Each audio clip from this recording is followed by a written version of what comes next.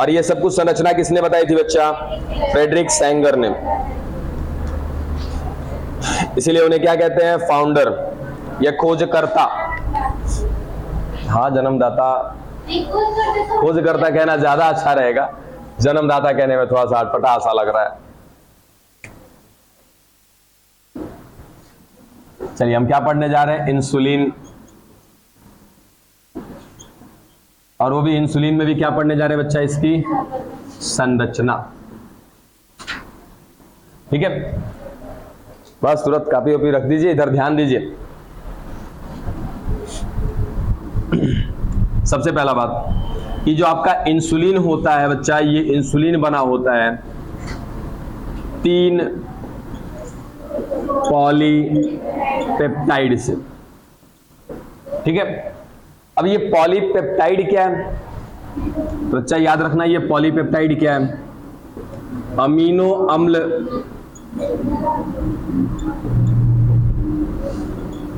की श्रृंखला क्या कहलाती है? पॉलीपेप्टाइड। अब बहुत लोगों को बात ये पता भी है, अब कुछ नहीं जानते तो वो भी ध्यान दीजिए। क्या बोला? अमीनो अम्ल की श्रृंखला। ठीक है, ये एक अमीनो अम्ल, ऐसे जोड़ते जाएंगे हम, देखो ध्यान से। जैसे यहाँ पे बहुत सारे अमीनो अम्ल दिखा दिए हमने। ठीक है, अब अमीनो अम्ल को जोड़ा जाता है और जिस बंध से जोड़ा जाता है बच्चा, उस बंध को कहा जाता है पेप्टाइड बॉन्ड, या हिंदी में कहते हैं बंध।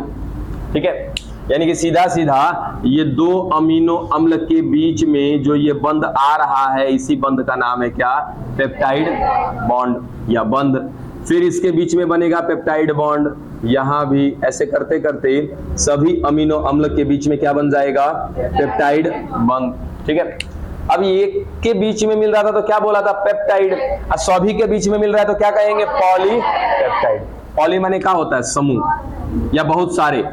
जब कोई चीज समूह में हो, ज्यादा हो, तब हम किसका इस्तेमाल करते हैं? पॉली का।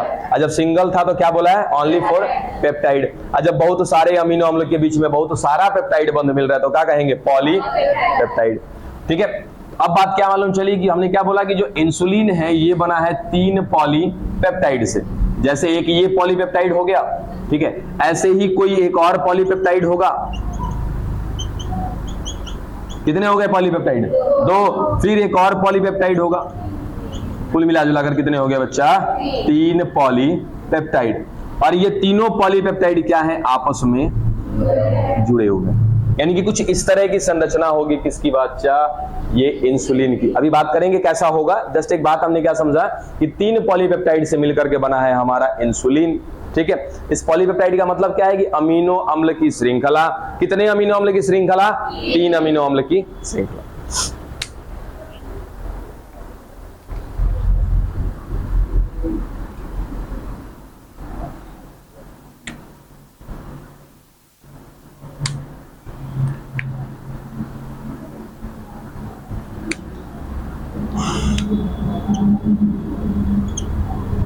देखिए, अब हम श्रृंखला देखने जा रहे हैं कौन कौन सी मिल रही है।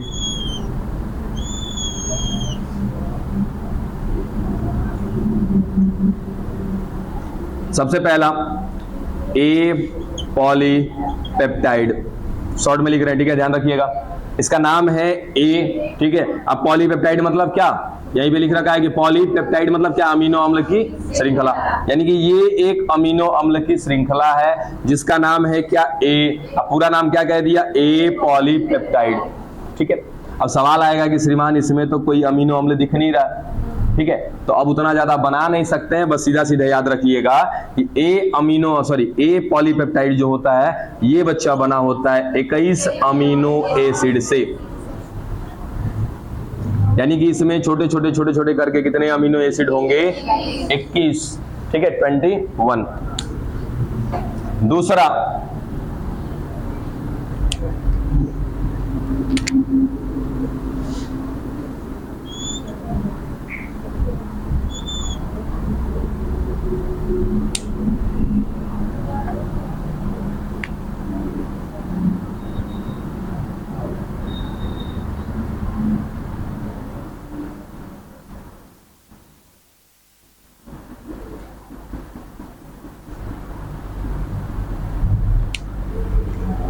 इनका नाम है क्या, सी पॉलीपेप्टाइड।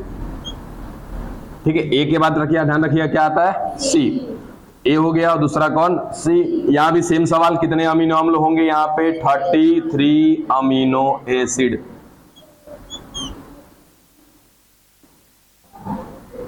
ठीक है, अब एक और बचा बी।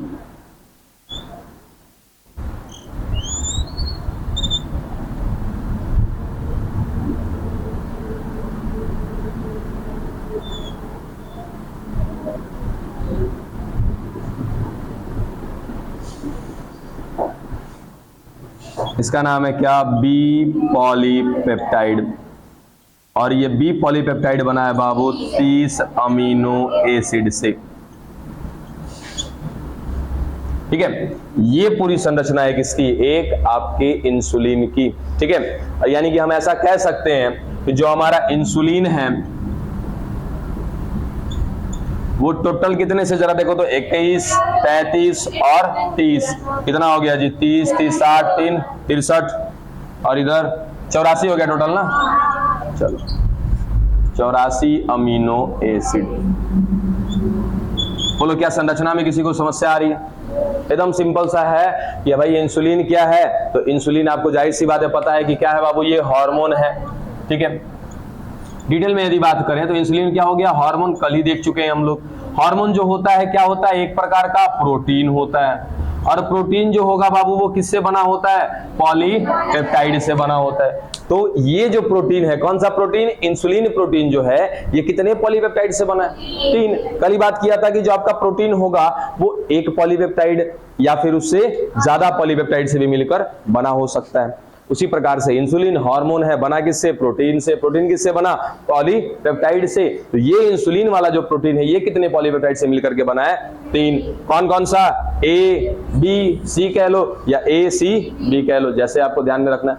बस संरचना बनाते समय याद में रखना क्या, ए के साथ जुड़ा होता है कौन, सी, और सी के साथ जुड़ा है कौन, बी। बस ए में कितने अमीनो अम्ल, 21, सी में कितने, 33, बी में कितने, 30, कुल मिला जुलाकर 84। यानी कि एक आपका जो इंसुलिन होता है वो टोटल 84 अमीनो अम्ल से मिलकर के बना। खत्म हो गई ये बात। ठीक है, अब ये जो इंसुलिन दिख रहा है ना बाबू, इसको कहते हैं हम निष्क्रिय। निष्क्रिय मतलब कि ये इंसुलिन काम ही नहीं करेगा। ठीक है, इसलिए इसको नाम दिया जाता है प्रो इंसुलिन। बात नहीं करिए, सुनिए ध्यान से। प्रो इंसुलिन या हिंदी में कहते हैं इसको प्राक इंसुलिन।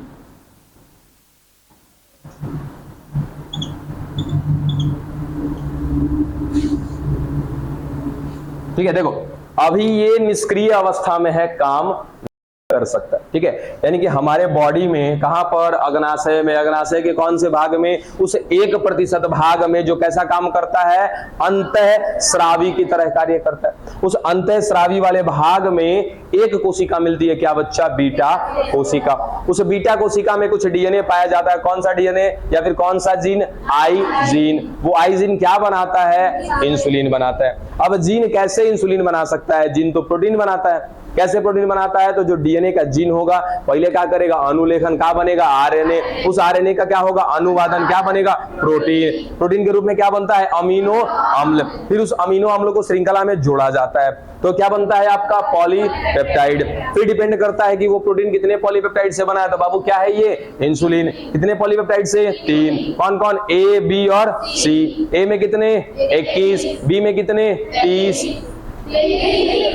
मैं जान रहा था कोई तो मिस्टेक करेगा, है ना। ए में 21, बी में कितने, 30, सी में कितने, 33। टोटल मिला के 84 अमीनो अम्ल से मिलकर के बनाया क्या आपका एक इंसुलिन। बना तो दिया, लेकिन कहा कि हमारे शरीर में ये जो बना है ना, ये अभी निष्क्रिय अवस्था में, ये सक्रिय नहीं है। अब सक्रिय कब होगा, देखिए बिल्कुल हमें करना है इसको सक्रिय, यानी कि जब हमारी जरूरत है इंसुलिन की, यानी कि हमने कोई भी भोजन किया, हमारे भोजन का पाचन हुआ, पाचन करने के बाद जो ग्लूकोज है, जो शर्करा है, उसको कहां पहुंचा दिया गया, रक्त में। अब उस रक्त में से उसको उठा करके कहां ले जाना है, कोशिका में। और कोशिका में पहुंचाने के लिए कौन जिम्मेदार, इंसुलिन। अब बाबू ये तो अभी कैसा है, निष्क्रिय, कार्य तो कर नहीं सकता, लेके जाएगा कौन, तो लेके यही जाएगा। हम इसको क्या करेंगे, पहले सक्रिय करेंगे। बात समझे? तो जगह तो बचा नहीं, ये मिटा देगा ऊपर, कोई दिक्कत नहीं है। कई बार शुरू से पढ़ते आ रहे, जिनको लिखना है किसी को ये लिखो, जल्दी जल्दी, जिनको लिखना है लिख लीजिए।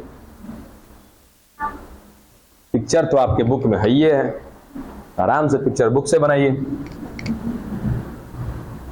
समय बर्बाद मत करिए इस पे। इधर सब लिख लिया?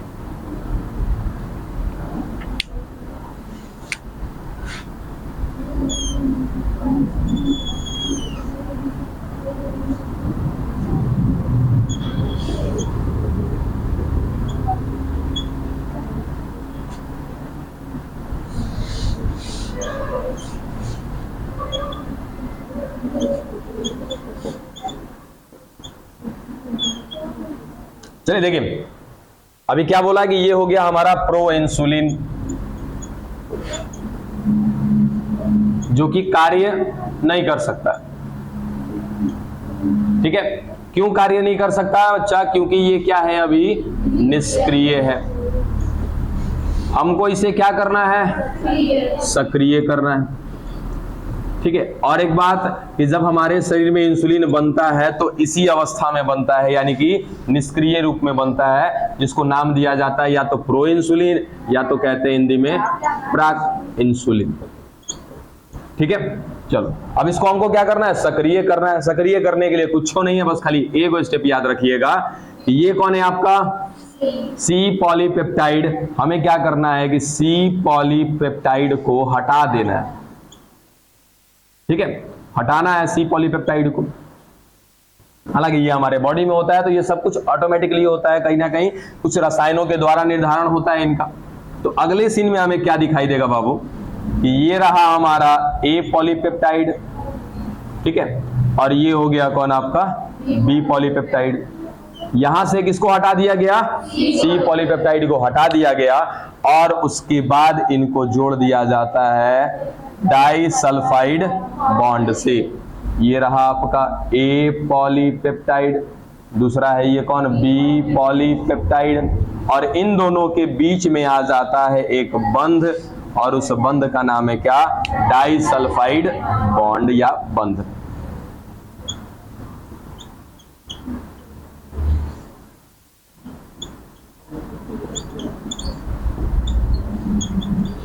और उस डाइसल्फाइड बंध से क्या हो जाते हैं कि ये दोनों के दोनों पॉलीपेप्टाइड श्रृंखला आपस में जुड़ जाती है, और ये अब इंसुलिन क्या कहलाता है बच्चा, सक्रिय इंसुलिन। यानी कि अब ये इंसुलिन काम करेगा आपके बॉडी में, और क्या करेगा, ये आपके रक्त में बढ़ी हुई मात्रा जो शर्करा की है उसको पकड़ेगा, उठाएगा, कहां पहुंचा देगा, कोशिका में पहुंचा देगा। तो ये था अंतर किसमें, एक निष्क्रिय यानी कि एक प्रो इंसुलिन में और एक इंसुलिन में, दोनों में अंतर क्या। अच्छा हाँ, तनिक ये भी ध्यान दो कि यहाँ आपके ए पॉलीपेप्टाइड में कितना अमीनो अम्ल था, 21, बी पॉलीपेप्टाइड में 30, टोटल कितने हो गए 51, शुभ 51 याद रखिएगा कि जो आपका सक्रिय इंसुलिन होता है उसमें अमीनो अम्ल की संख्या कितनी, 51, और निष्क्रिय वाले में कितना,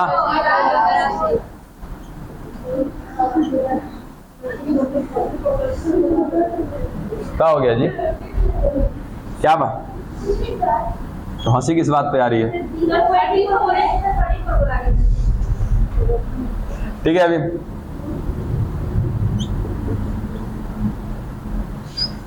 चलो अब इसके बाद क्या करना है, हमने संरचना पूरी कंप्लीट देख ली। ये थी पूरी इंसुलिन की संरचना। हमने दो तरह की इंसुलिन देख ली, एक आपका प्रो इंसुलिन जो पहले बना था, जो काम नहीं करता है, दूसरा कौन, सक्रिय इंसुलिन जो कार्य करता है। दोनों में अंतर क्या है कि इस बीच में क्या किया गया है कि सी पॉलीपेप्टाइड को हटा दिया गया है, ए और बी के बीच में क्या बना दिया गया, डाइसल्फाइड बॉन्ड, तब ये हो गया सक्रिय। अब ये कार्य करेगा, लगातार शर्करा की मात्रा को कहां पहुंचाता रहेगा, कोशिका में। डन। अब हमने क्या करना है भाई, तो ध्यान दीजिएगा, ये कौन था, ए पॉलीपेप्टाइड, फिर सी पॉलीपेप्टाइड, फिर बी पॉलीपेप्टाइड। अब हमें क्या करना है, बायोटेक की मदद लेनी है, यानी कि जैव प्रौद्योगिकी की सहायता से क्या बनाना है हमको, इंसुलिन। अब तनिक आप ये बताओ कि बायोटेक का इस्तेमाल करोगे आप और आप बनाने वाले हो इंसुलिन, आप क्या बनाना पसंद करोगे, प्रो इंसुलिन या सीधा सीधा एक्टिव इंसुलिन, है ना। ये तो हमारे बॉडी का सिस्टम है, ठीक है। अगर ये सिस्टम ना होता ना बाबू, तब भी समस्या है। अगर हमारे अंदर प्राक इंसुलिन ना बन के डायरेक्टली इंसुलिन बनता तो क्या समस्या है, तनिक इस बात पे जरा सोचे तो। अच्छा होता ना, हाँ सर एकदम अच्छा होता, बिल्कुल अच्छा होता। लॉजिकल सवाल है, ऐसा कहीं सवाल आएगा नहीं।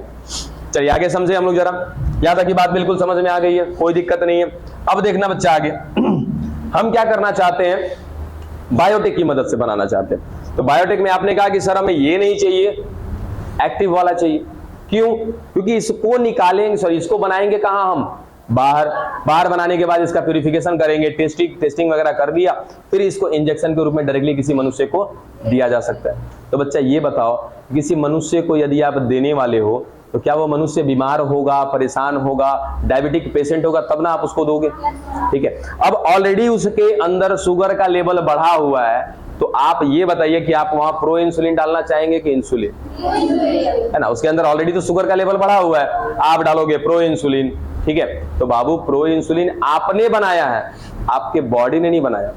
अगर आप बायोटेक की मदद से बाहर बनाते हो प्रो इंसुलिन, तो ये भी ध्यान रखना है कि प्रो इंसुलिन बनाएंगे तो सी पॉलीपेप्टाइड को हटाना भी तो पड़ेगा, है ना। सी पॉलीपेप्टाइड को हटाना है, फिर उसके बाद जाकर के इनके बीच में डाइसल्फाइड बॉन्ड बनाना है। तो हमारा समस्या हम खुद क्यों बढ़ाएं, हमें तो काम किससे है, एक्टिव वाले से, ठीक है। तो सीधा सीधा हम क्या करेंगे, एक्टिव वाले को ही बनाएंगे। उससे पहले ये जो आपका ए पॉलीपेप्टाइड है, इसको बनाने के लिए जो जीन है वो कौन है बच्चा, ए जीन। जस्ट एक इमेजिन करते हैं हम लोग, ठीक है। ए जीन क्या करता है, ए पॉलीपेप्टाइड बनाता है। बी जीन क्या करेगा, बी पॉलीपेप्टाइड बनाएगा।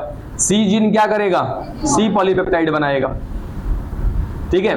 तो हमें क्या करना है बाबू, और ये सब कुछ कहानी कौन सी कोशिका में हो रही है, बीटा कोशिका में। कौन सी बीटा कोशिका, अग्नाशय की बीटा कोशिका में।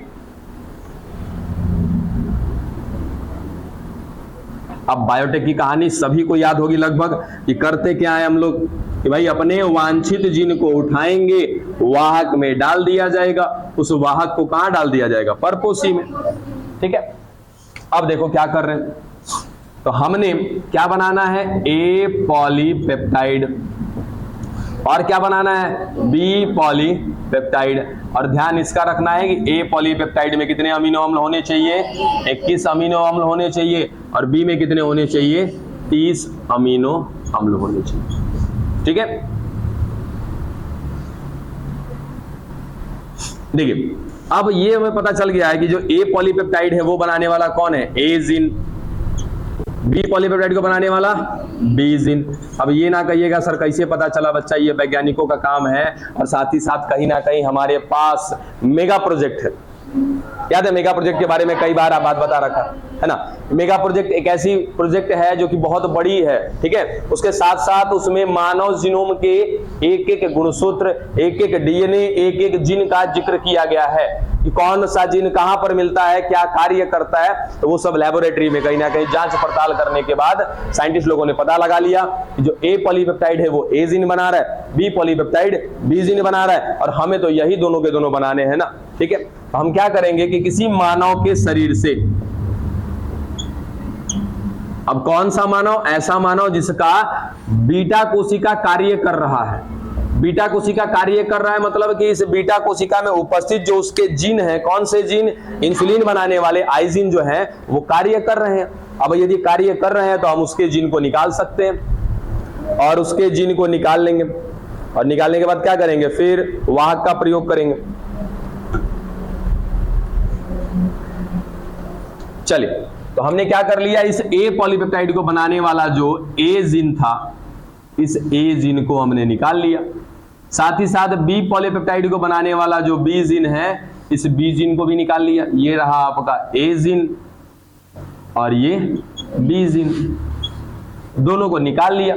ठीक है, जिनको हम कह सकते हैं क्या बच्चा, ये हमारा वांछित जीन है, जिसकी चाहत है हमें, यानी कि जिसके उत्पाद हम चाहते हैं, हमें ये हमारा वांछित जीन है और हमें क्या चाहिए, इन्हीं का उत्पाद चाहिए, यानी कि इनके द्वारा बनाया गया क्या चाहिए हमको, प्रोडक्ट चाहिए। चलो अब क्या करने वाले हैं, अब लेंगे बच्चा क्या, मानव से ले लिया हमने जीन, अब दोबारा हमें फर्स्ट में ले लिया जीन, दूसरे में क्या चाहिए हमको, हमारा वाहक चाहिए, वेक्टर चाहिए। और इस बार वेक्टर के रूप में किसका इस्तेमाल कर रहे हैं बाबू, ई कोलाई का, इशरिचिया कोलाई, जो एक प्रकार का क्या है, जीवाणु है। ठीक है, अब ले लिया हमने इशरिचिया कोलाई को। ठीक है, अब इशरिचिया कोलाई को नहीं लेते हैं, क्या लेते हैं हम लोग, इशरिचिया कोलाई के प्लाज्मिड को लेते हैं, यानी कि ये क्या है, इशरिचिया कोलाई का प्लाज्मिड है। प्लाज्मिड का माने क्या होता है भाई, अतिरिक्त डीएनए, यानी कि ये प्लाज्मिड क्या है, तो सीधा सीधा ई कोलाई का क्या है बच्चा, डीएनए है। इस ई कोलाई के डीएनए को लिया, अब ई कोलाई के डीएनए को कैसे बाहर निकाला होगा, क्या करिए बच्चा, आप खड़े हो जाइए। आप तनिक मुझे ये बताइए, हमने कहा ये प्लाज्मिड है, किसका प्लाज्मिड है, ई कोलाई का प्लाज्मिड है। ई कोलाई का प्लाज्मिड प्राप्त करने के लिए हमें क्या करना होगा, अरे बाबा पूरा बायोटेक खत्म हो गया है, लास्ट चैप्टर में चल रहे हैं बायोटेक के।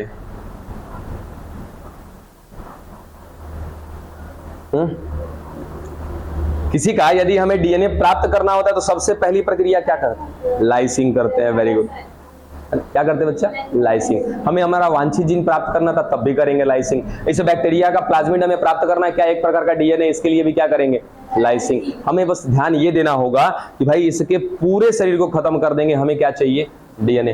पढ़िए, कोई ऐसा आदमी तो नहीं है कि सर इसका मुख्य आनुवांशिक पदार्थ फिर प्लाज्मिड दोनों तो है, छोड़ो खामखा फंस जाओगे। तो हमने क्या कर दिया, लाइसिंग। लाइसिंग करके हमने प्राप्त कर लिया किसका डीएनए, ई कोलाई का डीएनए। उसके बाद क्या करेंगे, क्लीविंग। ठीक है, क्लीविंग करने के लिए जैसे हमने अपना वांछित जीन प्राप्त किया, तो कैसे प्राप्त किया, किसी ना किसी क्लीविंग एंजाइम से प्राप्त किया होगा, यानी कि एक ऐसा एंजाइम जो जाकर के उस जीन को काट करके अलग कर देगा। तो जैसे ही हमने जिस आपके एंजाइम का इस्तेमाल इस वांछित जीन को प्राप्त करने के लिए किया होगा, उसी वांछित जीन का इस्तेमाल कहां करते हैं, इस ई कोलाई पर, यानी कि वैसे ही खंड मिलेंगे हमको यहां पर। ठीक है, अगर यहाँ पे मानने के लिए देख लें कि भैया यहाँ पे एडेनिन मिल रहा है और यहाँ पे ग्वानिन मिल रहा है, ठीक है, तो हमारे इस जीन में भी वैसे ही जगह पे जाके कटा होगा कि एक तरफ क्या मिल रहा होगा बाबू, थायमिन मिल रहा होगा, एक तरफ क्या मिल रहा होगा, साइटोसिन मिल रहा होगा।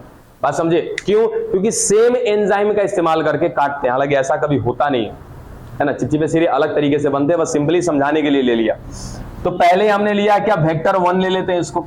ये क्या है हमारा वेक्टर फर्स्ट, वाहक नंबर 1। इस वाहक नंबर 1 में क्या डाल देना है हमें, ए जीन। टीसी दिख रहा है, ठीक है, टी वाला इधर आकर के जुड़ जाएगा, सी वाला इधर आकर के जुड़ जाएगा, इधर टी जुड़ गया, इधर सी जुड़ गया। कुल मिला जुलाकर हमने क्या बना लिया बच्चा, इसको कहते हैं हम लोग आर डीएनए, रिकॉम्बिनेंट डीएनए, पुनर्योगज डीएनए।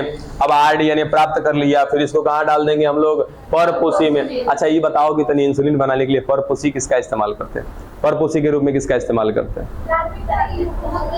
परपोसी कौन होगा यहाँ पे, ई कोलाई को ही परपोसी भी बनाया जाता है।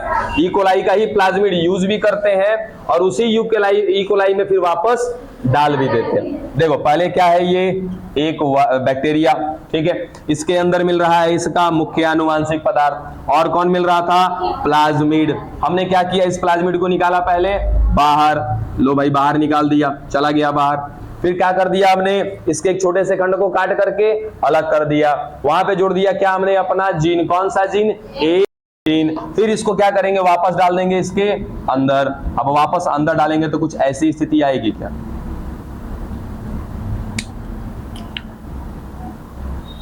ये देखो इसने क्या ले लिया है, मेरा वांछित जीन। कौन सा वांछित जीन लिया यहाँ पे, ए जीन। अब क्या होता है कि कोई भी डीएनए क्या करेगा बच्चा, सबसे पहले अनुलेखन, फिर क्या करेगा, अनुवादन। अनुवादन करेगा तो क्या बनाएगा, प्रोटीन। अब प्रोटीन से पहले क्या बनेगा, अमीनो अम्ल। ठीक है, हमने कौन सा जीन दिया था, ए जीन। तनिक ध्यान दो, ए जीन क्या बनाता है, ए पॉलीपेप्टाइड। यानी कि इस जीवाणु से हमें, जिसमें हमने क्या डाला है, ए जीन डाला है, इसके बाद हमें क्या प्राप्त हो जाएगा बच्चा, ए पॉलीपेप्टाइड मिल गया। ठीक है, फिर क्या करेंगे कि दूसरे इकोलाई को लेंगे, ले लिया ये दूसरा इकोलाई, इसके अंदर इसका मुख्य आनुवांशिक पदार्थ मिल रहा है, और कौन मिल रहा है, प्लाज्मिड। इसके प्लाज्मिड को भी बाहर निकालेंगे, बाहर निकालने के बाद क्या करेंगे, इस बार किसको जोड़ेंगे, बी जीन को जोड़ दिया। अब जब यहाँ पे हमने बी जीन को जोड़ दिया तो ये बी जीन क्या करेगा, उत्पाद के रूप में बी पॉलीपेप्टाइड को बना देगा। कुल मिला जुलाकर हमारे पास दोनों बन गए। ये देखो ए पॉलीपेप्टाइड भी बन गया, फिर बी पॉलीपेप्टाइड भी बन गया। अब बनने के बाद क्या होता है, एक अगला प्रोसेस आता है पृथक्करण, सेग्रीगेशन बोलते हैं उसको। ये पढ़ना है अभी आप लोग को, है ना। आपका बायोरिएक्टर आपको पढ़ाया नहीं है, इसके बाद आपको पढ़ाएंगे बायोरिएक्टर। ठीक है, तो इस तरीके से हमने क्या प्राप्त कर लिया, ए पॉलीपेप्टाइड, और क्या प्राप्त कर लिया, बी पॉलीपेप्टाइड। अब इनके बीच में क्या बना देना है, डाइसल्फाइड बॉन्ड। तो ये सब तरीके से तैयार कर दिया। अब ये क्या बन गया बच्चा, एक एक्टिव इंसुलिन। अब सवाल ये आया कि श्रीमान ये किया किसने, एक अमेरिकन कंपनी है एली लिली, नाम एकदम याद रखिएगा इनका, कि एक अमेरिकन कंपनी है एली लिली। ठीक है, उस एली लिली ने कब का है, 1983 का है, हाँ 1983 ना, ठीक याद रखिएगा कब का, 1983 का एक अमेरिकन कंपनी है एली, ऐसे ही है ना, एली लिली। ठीक है, अरे देख लेना स्पेलिंग, स्पेलिंग का क्या आप लोग छोड़ रखते हो।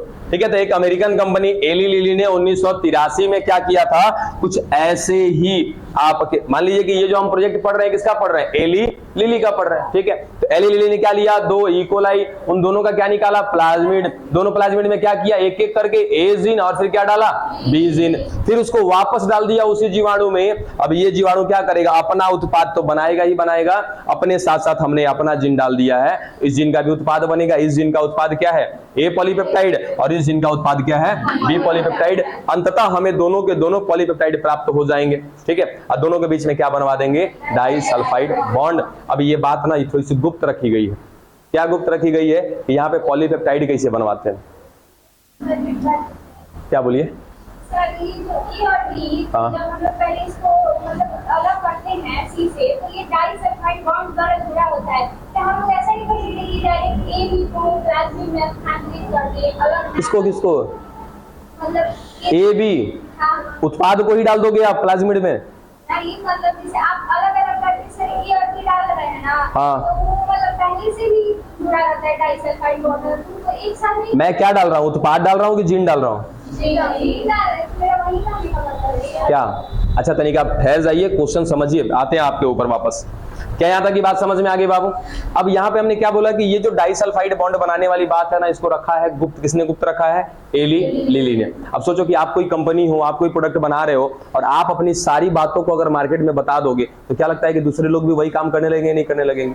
ठीक है, एक पेटेंट नाम की वर्ड सुने, पेटेंट। पेटेंट का मतलब क्या होता है कि यदि मैं कोई उत्पाद बना रहा हूं, उसको मैंने अपना नाम दे दिया, अपनी कंपनी का नाम दे दिया, अपने नाम पर उसको लिखवा लिया, वो कहलाता है पेटेंट कराना। ठीक है, अब जैसे एवरेस्ट का नाम सुना है सभी ने।